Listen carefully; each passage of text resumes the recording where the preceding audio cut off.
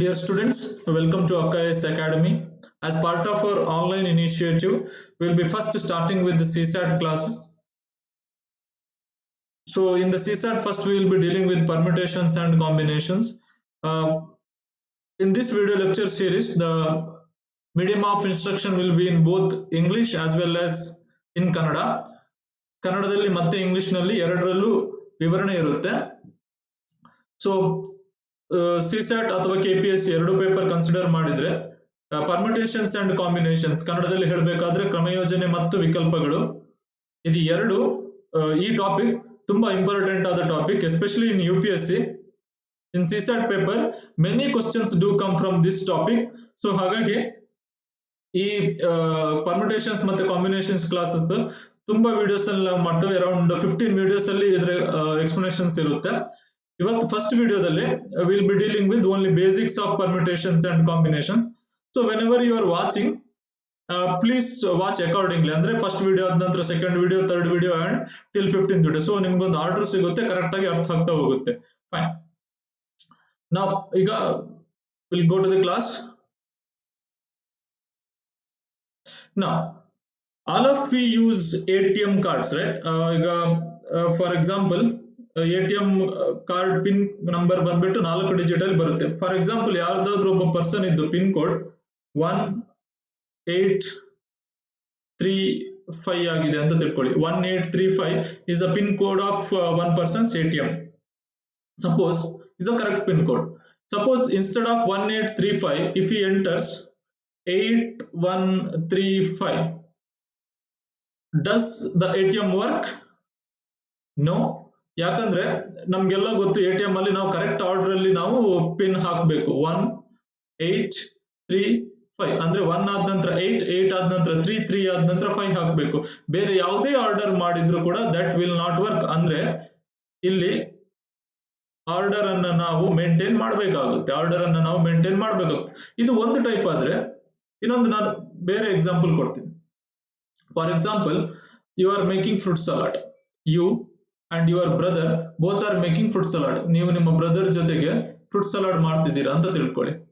Now I come and ask your brother, what are the fruits you had put for the fruit salad?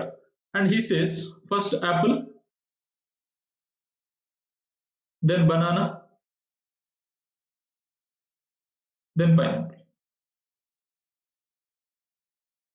Your brother says, ನಾನು first apple, banana and pineapple ಈ 3 fruits ಗಳನ್ನ ಹಾಕಿದ್ದೀನಿ ಅಂತ. Suppose if I come and ask you, ನಾನು ನಿಮ್ಮನ್ನು ಬಂದು ಕೇಳ್ತೇನೆ ಏನೆಲ್ಲ ಫ್ರೂಟ್ಸ್ ಹಾಕಿದ್ದೀರಾ ಫ್ರೂಟ್ ಸಲಾಡ್ಗೆ ಅಂತ. ಸೊ ನೀವು ಹೇಳ್ಬೋದು, ಬನಾನಾ ಹಾಕಿದ್ದೀನಿ, ಪೈನಾಪಲ್ ಹಾಕಿದ್ದೀನಿ, ಆಪಲ್ ಹಾಕಿದ್ದೀನಿ. ನನ್ನ ಕ್ವಶನ್ ಬಂದ್ಬಿಟ್ಟು what are the fruits you had put for the fruit salad. ನಿಮ್ ಬ್ರದರ್ ಹೇಳಿದಾರೆ ಆಪಲ್, ಬನಾನಾ, ಪೈನಾಪಲ್. ನಿಮ್ಮ ಹತ್ರ ಹೇಳಿದ್ರೆ ನೀವು ಬನಾನಾ, ಪೈನಾಪಲ್, ಆಪಲ್. ನಿಮ್ ಬ್ರದರ್ ಹೇಳಿರೋ ಆರ್ಡರ್ ಮತ್ತು ನೀವು ಹೇಳಿರೋ ಆರ್ಡರ್ ಎರಡರಲ್ಲೂ ಡಿಫರೆನ್ಸ್ ಇದೆ. ಆದ್ರೂ ನಾನು ಕೇಳಿರೋ ಕ್ವಶನ್ಗೆ ನನಗೆ ಆನ್ಸರ್ ಎರಡು ಸೇಮ್. ಏನು? ನಾನು ಕೇಳಿರೋ question what are the fruits you had put for the fruit salad. So ಕೆಲವೊಂದು ವಿಷಯದಲ್ಲಿ ನಮ್ಗೆ ಆರ್ಡರ್ ಬೇಕಾಗಿಲ್ಲ, ಯಾವುದೇ ಆರ್ಡರ್ ಅಲ್ಲಿ ಕೊಟ್ಟರು ಆನ್ಸರ್ ಕರೆಕ್ಟ್ ಆಗಿರುತ್ತೆ. ಬಟ್ ಇಲ್ಲಿ ATM ಪಿನ್ ನಲ್ಲಿ ಯಾವುದೇ ಆರ್ಡರ್ ಅಲ್ಲಿ ಕೊಟ್ಟರು ಆನ್ಸರ್ ಸೇಮ್ ಆಗಿರಲ್ಲ ಅಥವಾ ವರ್ಕ್ ಆಗಲ್ಲ. ಇಲ್ಲಿ ಯಾವುದೇ ಆರ್ಡರ್ ಅಲ್ಲಿ ಕೊಟ್ಟರು ಆನ್ಸರ್ ಸೇಮ್ ಆಗಿರುತ್ತೆ. ಹಾಗಾಗಿ ಇದೇ main difference between permutations and combinations. ಎಲ್ಲಿ ಆರ್ಡರ್ ಮ್ಯಾಟರ್ ಆಗುತ್ತೆ ನೋಡಿ, ದಟ್ ಈಸ್ ಪರ್ಮ್ಯುಟೇಷನ್. ಎಲ್ಲಿ ಆರ್ಡರ್ ಮ್ಯಾಟರ್ ಆಗಲ್ಲ ನೋಡಿ, that is combination. I will explain that in the further side. If order matters, it is permutation. ಕನ್ನಡದಲ್ಲಿ ಕ್ರಮ ಯೋಜನೆ ಅಂತ ಹೇಳ್ತಾರೆ. ಕ್ರಮ ಅಂದ್ರೆ ಆರ್ಡರ್ ಇರಬೇಕು, ಕ್ರಮ ಯೋಜನೆ. ಸೊ ಎಕ್ಸಾಂಪಲ್ ಬಂದ್ಬಿಟ್ಟು ATM pin. Will be dealing with many examples in the questions, but as far as the understanding purpose will stick with ATM. ನಾವು ಇನ್ ದ ಎಕ್ಸಾಮ್ ಅಲ್ಲಿ ನಿಮ್ಗೆ ಕೆಲವೊಂದ್ಸಲ ಆರ್ಡರ್ ಇದೆಯಾ ಆರ್ಡರ್ ಇಲ್ವಾ ಅಂತ ಐಡೆಂಟಿಫೈ ಮಾಡ್ಲಿಕ್ಕೆ ಕಷ್ಟ ಆಗುತ್ತೆ. ಸೊ ಅಂತ ಪರ್ಪಸ್ಗೋಸ್ಕರ ಕೆಲವೊಂದು ಕೀವರ್ಡ್ಸ್ ಗಳನ್ನು ನಾವು ನೆನ್ಪಿಟ್ಕೊಳ್ಬೇಕಾಗುತ್ತೆ. ಫಾರ್ ಎಕ್ಸಾಂಪಲ್, ಇಲ್ಲಿ ಅರೇಂಜ್ಮೆಂಟ್ ಅಂತ ಬಂದ್ರೆ ದಿಟ್ ಇಸ್ ಪರ್ಮ್ಯುಟೇಷನ್. ಆರ್ಡರ್ ಅಂತ ಬಂದ್ರೆ ದಟ್ ಇಸ್ ಪರ್ಮ್ಯುಟೇಷನ್, ಅಂದ್ರೆ ಆರ್ಡರ್ ಮ್ಯಾಟರ್ ಆಗುತ್ತೆ ಅಂತ ಅರ್ಥ. ಈಗ ಆಲ್ರೆಡಿ ನಾನು ಹೇಳಿದಾಗೆ ಆರ್ಡರ್ ಮ್ಯಾಟರ್ ಆಗಲ್ಲ ಅಂತ ಹೇಳಿದ್ರೆ that is combination. Order matter ಆಗಲ್ಲ ಅಂತ ಹೇಳಿದ್ರೆ ಕಾಂಬಿನೇಷನ್. ಕನ್ನಡದಲ್ಲಿ ವಿಕಲ್ಪ ಅಂತ ಹೇಳ್ತಾರೆ. ಕನ್ನಡದಲ್ಲಿ ವಿಕಲ್ಪ ಅಂತ ಹೇಳ್ತಾರೆ. ಸೊ ಆಗ್ಲೇ ಎಕ್ಸಾಂಪಲ್ ಕೊಟ್ಟಾಗೆ ಫ್ರೂಟ್ಸ್ ಇಂದ ಫ್ರೂಟ್ ಸಲಾಡ್, ನಾನು ಯಾವ ಫ್ರೂಟ್ಸ್ ಅನ್ನ ಹಾಕಿದೀರಿ ಅಂತ ಕೇಳಿದ್ರೆ ಅದಕ್ಕೆ ಆರ್ಡರ್ ಬೇಕಾಗಿಲ್ಲ. ಸೊ ಇಲ್ಲೂ ಕೆಲವೊಂದು ಕೀವರ್ಡ್ಸ್ ಗಳನ್ನ ನಾವು ನೆನ್ಪಿಟ್ಕೊಳ್ಬೇಕಾಗುತ್ತೆ. ಸೆಲೆಕ್ಷನ್, ಸೆಲೆಕ್ಷನ್ ಅಂತ ಬಂದ್ರೆ ಯೂಶುವಲಿ ಅದು ಕಾಂಬಿನೇಷನ್ ಆಗಿರುತ್ತೆ. ಚೂಸ್ ಅಂತ ಬಂದ್ರು ಕಾಂಬಿನೇಷನ್. ಸಿ ಫಾರ್ ಸಿ ನೀವು ನೆನ್ಪಿಟ್ಕೊಳ್ಬಹುದು. C, this is C. C for C combination. Formation of team or committee, that is also combination. ಅಂದ್ರೆ ನಾವು ಟೀಮ್ ಮತ್ತೆ ಕಮಿಟಿ ಫಾರ್ಮ್ ಮಾಡುವಾಗ ಫಸ್ಟ್ ಯಾರು ಬರ್ತಾರೆ ನೆಕ್ಸ್ಟ್ ಯಾರು ಬರ್ತಾರೆ ಅನ್ನೋ ಆರ್ಡರ್ ಮುಖ್ಯ ಆಗಲ್ಲ, ಟೀಮ್ ಒಳಗೆ ಯಾರು ಬರ್ತಾರೆ ಅನ್ನೋದು ಮುಖ್ಯ ಆಗುತ್ತೆ. ಸೊ ಹಾಗಾಗಿ ಇದು ಕ್ರಮಯೋಜನೆ ಮತ್ತು ವಿಕಲ್ಪ ಅಥವಾ ಪರ್ಮಿಟೇಷನ್ ಮತ್ತೆ ಕಾಂಬಿನೇಷನ್. ನೀವು ಇಲ್ಲಿ ನೆನ್ಪಿಟ್ಕೊಳ್ಬೇಕಾಗಿರೋದು, ನಮ್ಗೆ ಮಲ್ಟಿಪಲ್ ಚಾಯ್ಸ್ ಕ್ವಶನ್ಸ್ ಇರೋದ್ರಿಂದ ನಾವು ಯಾವ್ದು ಪರ್ಮಿಟೇಷನ್ ಯಾವ್ದು ಕಾಂಬಿನೇಷನ್ ಅಂತ ನೆನ್ಪಿಟ್ಕೊಂಡ್ರೆ ಸಾಕು. ಎಕ್ಸಾಕ್ಟ್ ಆಗಿ ಥಿಯರಿಟಿಕಲ್ ಆಗಿ ನಮ್ಗೆ ನೆನ್ಪಿಟ್ಕೊಳ್ಬೇಕಾದಂತ ಅವಶ್ಯಕತೆ ಇಲ್ಲ. ಸೊ ಹಾಗಾಗಿ ಪರ್ಮಿಟೇಷನ್ ಅಂದ್ರೆ ಆರ್ಡರ್ ಮ್ಯಾಟರ್ ಆಗುತ್ತೆ, ಕಾಂಬಿನೇಷನ್ ಅಂದ್ರೆ ಆರ್ಡರ್ ಮ್ಯಾಟರ್ ಆಗಲ್ಲ, ಅಷ್ಟು ನೆನ್ಪಿಟ್ಕೊಳ್ಳಿ. ಆರ್ಡರ್ ಮ್ಯಾಟರ್ ಆದ್ರೆ ಕ್ವಶನ್ಸ್ ಅನ್ನ ಹೇಗೆ ಸಾಲ್ವ್ ಮಾಡಬೇಕು, ಆರ್ಡರ್ ಮ್ಯಾಟರ್ ಆಗಿಲ್ಲ ಅಂದ್ರೆ ಕ್ವಶನ್ಸ್ ಅನ್ನ ಹೇಗೆ ಸಾಲ್ವ್ ಮಾಡಬೇಕು ಅಂತ ನಾನು ಹೇಳ್ಕೊಡ್ತೀನಿ. ನೆಕ್ಸ್ಟ್ ಒಂದು important topic as far as permutation and combination is concerned is factorial. So factorial ಅಂದ್ರೆ ಫಾರ್ ಎಕ್ಸಾಂಪಲ್ ಯಾವುದೇ ಒಂದು ನಂಬರ್ ಇದೀಗ ಫ್ಯಾಕ್ಟೋರಿಯಲ್ ಕೇಳ್ತಾರೆ. For example if they ask the factorial of 6 factorial ಕೇಳಿದ್ರೆ ಏನ್ ಮಾಡ್ಬೇಕು ಅಂತ ಹೇಳಿದ್ರೆ 6 ಇಂದ ಸ್ಟಾರ್ಟ್ ಮಾಡಿ 6 ನಂಬರ್ಸ್ ಅನ್ನ ಕಡಿಮೆ ಮಾಡ್ತಾ ಬರ್ಬೇಕು. Into 5 into 4 into 3 into 2 into 1. 6 into 5 into 4 into 3 into 2 into 1 ಮಾಡ್ಬಿಟ್ಟು ಸಾಲ್ವ್ ಮಾಡಬೇಕು. 720 ಆನ್ಸರ್ ಬರುತ್ತೆ 6 ಫ್ಯಾಕ್ಟೋರಿಯಲ್. ಅದೇ ರೀತಿ 5 ಫ್ಯಾಕ್ಟೋರಿಯಲ್ ಎಷ್ಟು ಅಂತ ಕೇಳಿದ್ರೆ 6 ಮಾಡಿದ ಹಾಗೆ, ಬಟ್ ಸ್ಟಾರ್ಟ್ ಮಾಡಬೇಕಾಗಿರೋದು 5 ಇಂದ. 5 into 4 into 3 into 2 into 1 will get answer as 120. 4 factorial ಕೇಳಿದ್ರೆ 4 ಇಂಟು 3 ಇಂಟು 2 ಇಂಟು 1 24. 3 ಫ್ಯಾಕ್ಟೋರಿಯಲ್ ಕೇಳಿದ್ರೆ 3 ಇಂಟು 2 ಇಂಟು 1 6. 2 ಫ್ಯಾಕ್ಟೋರಿಯಲ್ ಕೇಳಿದ್ರೆ 2 ಇಂಟು 1 2. 1 ಫ್ಯಾಕ್ಟೋರಿಯಲ್ ಕೇಳಿದ್ರೆ 1. ಇಲ್ಲಿ ಒಂದು ಇಂಪಾರ್ಟೆಂಟ್ ವಿಷಯ ಏನಂತ ಹೇಳಿದ್ರೆ 1 factorial is also 1 as well as 0 factorial is also 1. 0 factorial ಅನ್ನ 0 ಅಂತ ತಗೊಂಡ್ರೆ ನಿಮ್ಗೆ ಆನ್ಸರ್ ರಾಂಗ್ ಬರುತ್ತೆ. So you should remember 0 factorial is 1. ಬೇಕಾದ್ರೆ ನಿಮ್ಗೆ ಅದು ಯಾಕೆ 0 ಫ್ಯಾಕ್ಟೋರಿಯಲ್ 1 ಆಗುತ್ತೆ ಅಂತ ಹೇಳ್ತೀನಿ.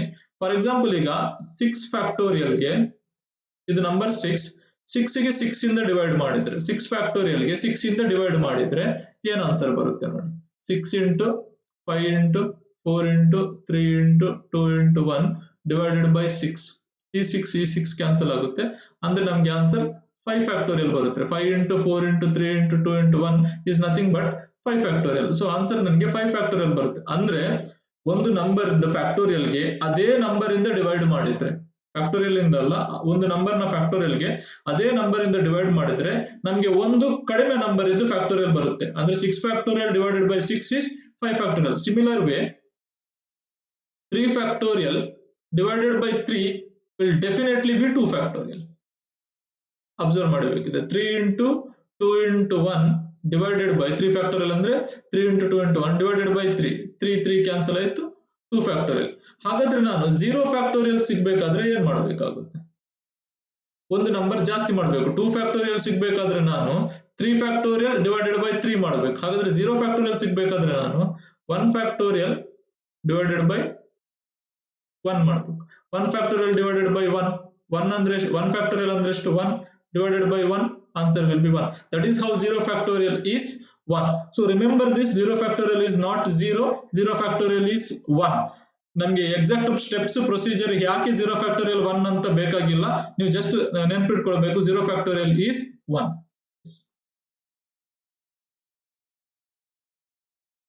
Now ಪರ್ಮ್ಯುಟೇಷನ್ಸ್ ಅಂದ್ರೆ ಏನಂತ ಬರೋಣ. ಸೊ ಪರ್ಮ್ಯುಟೇಷನ್ ಅಂದ್ರೆ ಆಲ್ರೆಡಿ ನಾನು ಹೇಳಿದಾಗೆ ಆರ್ಡರ್ ಮ್ಯಾಟರ್ ಆಗುತ್ತೆ. ಸೊ ಪರ್ಮ್ಯುಟೇಷನ್ಸ್ಗೆ ಫಾರ್ಮುಲಾ ಇದೆ. ಸೊ ಈ ಫಾರ್ಮುಲಾವನ್ನ ನೀವು ನೆನ್ಪಿಟ್ಕೊಳ್ಬೇಕು. ನಮ್ಗೆ ಬರೋ ಕ್ವಶನ್ಸ್ ಅಲ್ಲಿ ನಾವು ವಿದೌಟ್ ಫಾರ್ಮುಲಾನೇ ಜಾಸ್ತಿಯಾಗಿ ಸಾಲ್ವ್ ಮಾಡೋಕ್ ನೋಡ್ತೀವಿ, but you should remember the formula for just basic purpose. ಕೆಲವೊಂದು ಕ್ವಶನ್ಸ್ ಅಲ್ಲಿ ಫಾರ್ಮುಲಾ ಯೂಸ್ ಮಾಡ್ಕೊಂಡು ನಾವು ಮಾಡ್ಬೇಕಾಗುತ್ತೆ. ಸೊ ಅಂತ ಪರ್ಪಸ್ ಗಾಗಿ ನೀವು ಫಾರ್ಮುಲಾವನ್ನ ನೆನ್ಪಿಟ್ಕೊಳ್ಬೇಕಾಗ್ಬೇಕು. ಕೆಲವರಿಗೆ ಫಾರ್ಮುಲಾ ಗೊತ್ತಿರಬಹುದು, that's fine. Now, the formula is NPR, that is n factorial divided by n minus r factorial. Factorial ಏನಂತ ಆಲ್ರೆಡಿ ನಾನು ಎಕ್ಸ್ಪ್ಲೈನ್ ಮಾಡಿದೆ. ನಾವು ಈ ಫಾರ್ಮುಲಾದಲ್ಲಿ ಇದನ್ನು ಹೇಗೆ ಅಪ್ಲೈ ಮಾಡ್ತಾ ಸಾಲ್ವ್ ಮಾಡೋದು ಅಂತ ಮುಂದೆ ನೋಡೋಣ. ಇದರ ಮೀನಿಂಗ್ NPR ಮೀನಿಂಗ್ ಏನಂದ್ರೆ arrangement of r from n. Arrangement of r from n. NPR ಅಂದ್ರೆ arrangement of r from n. Arrangement ಅಂದ್ರೆ ನಾನು ಆಲ್ರೆಡಿ ಹೇಳಿದಾಗೆ that is permutation. That is one of the keywords to identify what is permutation. ಈಗ ಕೆಲವೊಂದು examples ಗಳನ್ನು ನೋಡೋಣ. 5p2 ಅಂತ ಹೇಳಿದ್ರೆ arrangement of 2 from 5. Arrangement of 2 from 5. NPR ಅಂದ್ರೆ arrangement of r from n. ಅದೇ ರೀತಿ 5p2 ಅಂದ್ರೆ ಅರೇಂಜ್ಮೆಂಟ್ ಆಫ್ 2 ಫ್ರಮ್ 5. ಈಗ ಇಲ್ಲಿ ಇದು n ಇದ್ value, this is value of r. p ಗೆ ವ್ಯಾಲ್ಯೂ ಇರಲ್ಲ. p indicates that is permutation. p indicates this is permutation or p indicates it is arrangement. So p ಗೆ ಯಾವತ್ತೂ value ಇರಲ್ಲ, n ಗೆ ಮತ್ತೆ r ಗೆ ವ್ಯಾಲ್ಯೂ ಇರುತ್ತೆ. ಇಲ್ಲಿ 5p2 ಅಂದ್ರೆ ಅರೇಂಜ್ಮೆಂಟ್ ಆಫ್ 2 ಫ್ರಮ್ 5. ನಾವು ಫಾರ್ಮುಲಾ ವೈಸ್ ಸಾಲ್ವ್ ಮಾಡಿದ್ರೆ 5 factorial 5 into 4 into 3 into 2 into 1 divided by 5 minus 2 factorial. 5 minus 2 ಅಂದ್ರೆ 3. 3 ಫ್ಯಾಕ್ಟೋರಿಯಲ್ ಅಂದ್ರೆ 3 into 2 into 1. So 3 into 2 into 1 ಇಲ್ಲೂ ಇದೆ, ಇಲ್ಲೂ ಇದೆ, ನ್ಯೂಮರೇಟರ್ ಅಲ್ಲೂ ಇದೆ, ಡಿನಾಮಿನೇಟರ್ ಅಲ್ಲೂ ಇದೆ. ಸೊ ಅದು ಕ್ಯಾನ್ಸಲ್ ಆಗುತ್ತೆ. So your answer is 5 into 4. 5 into 4 ಬರುತ್ತೆ. So you solve 5 into 4 will be 20. So answer for this is 20. So we'll move to next slides and we'll see more examples or more problems on NPR. ಪ್ರಾಕ್ಟೀಸ್ಗೆ ಸ್ವಲ್ಪ problems ಅನ್ನು ಇಟ್ಟಿದ್ದೀನಿ. So ನೀವು ವಿಡಿಯೋನ pass ಮಾಡಿಬಿಟ್ಟು solve ಮಾಡಿಬಿಟ್ಟು answer ಅನ್ನ cross check ಮಾಡಿ. First 5p1 ಇದ್ರೆ ಫಾರ್ಮುಲಾ ನೆನ್ಪಿಟ್ಕೊಳ್ಳಿ. NPR ಅಂದ್ರೆ n factorial divided by n minus r factorial. So 5p1 ಅಂತ ಹೇಳಿದ್ರೆ ಏನಾಗುತ್ತೆ, ಫಸ್ಟ್ ಗೆ 5 factorial divided by 5 minus 1 factorial. Numerator ಅಲ್ಲಿ 5 ಫ್ಯಾಕ್ಟೋರಿಯಲ್, 5 ಮೈನಸ್ 1 ಅಂದ್ರೆ 4 ಫ್ಯಾಕ್ಟೋರಿಯಲ್. ಸೊ ಈಗ ಸಿಂಪ್ಲಿಫೈ ಮಾಡಿ 5 into 4 into 3 into 2 into 1 divided by 4 into 3 into 2 into 1, that is 5 factorial divided by 4 factorial.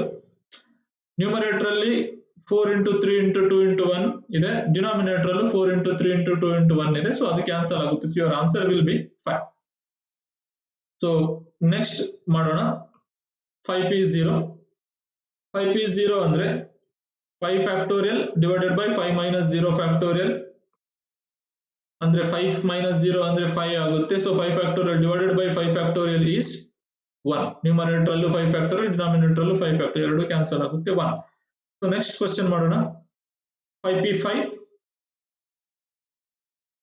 5 factorial divided by 5 minus 5 factorial. Solve ಮಾಡ್ತಾ ಹೋದ್ರೆ 5 factorial divided by 0 factorial. 5 minus 5 ಅಂದ್ರೆ 0. ಈಗ ನೆನ್ಪಿಟ್ಕೊಳ್ಳಿ, numerator ಅಲ್ಲಿ 5 factorial ಇದೆ, denominator ಅಲ್ಲಿ 0 ಫ್ಯಾಕ್ಟೋರಿಯಲ್ ಇದೆ. 0 ಫ್ಯಾಕ್ಟೋರಿಯಲ್ ಅಂದ್ರೆ ಆನ್ಸರ್ 1.